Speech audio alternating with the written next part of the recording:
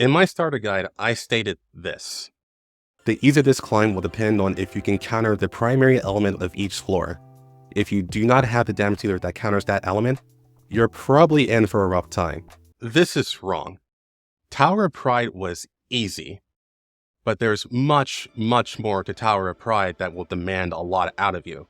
And when I realized this, I finally understood what the entire goal of this game is. But first, let's put down some context.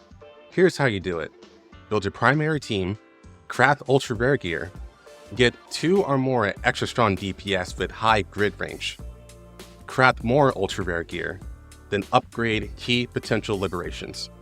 In my case, I had Helena, Elpis, Lavina, and Dalvi as my core, and my 5th member was my flex bot. In this case, I swapped between Eclipse and Lucrecia. I didn't use anyone else.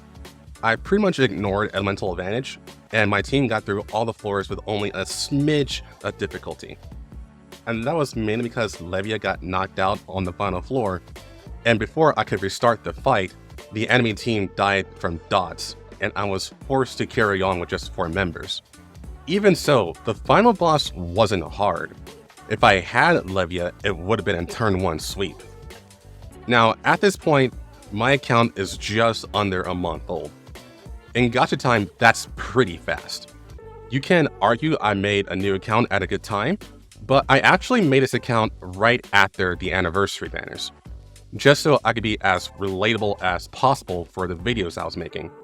So at worst, there's just going to be a week of 2 or variants for other people. So at this point, I was kind of disappointed. And so I talked to some long-term veterans about my experience. And then they told me, okay, now climb the leaderboards. And then I thought, oh right, Tower of Pride has a leaderboard. Look at this. This is just crazy. This is actually insane.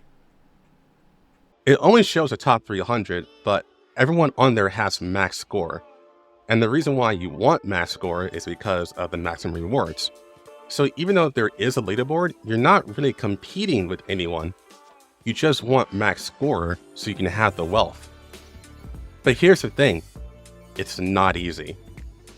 Criteria is, use a different mono team corresponding to the floor, turn 1 sweep each battle, have no HP loss.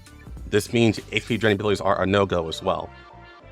And lastly, reach an absurdly high total damage in 1 attack. The setup for this basically involves everything you can think of on your account. A diverse roster, fully built teams, and treating each battle on each floor like a puzzle. And I know I can't do this right now, and I doubt I will be able to anytime soon. Clearing Tower of Pride just proves you're on the right track. And as I thought about this, I just remember last night has a leaderboard too. In fact, just about every major piece of content has a leaderboard that you can climb. This is what you're building up your account for, to push to the very top to test your roster and understanding of the game. Hell, even the newest roguelike mode has a leaderboard, and that mode is meant to be random and casual.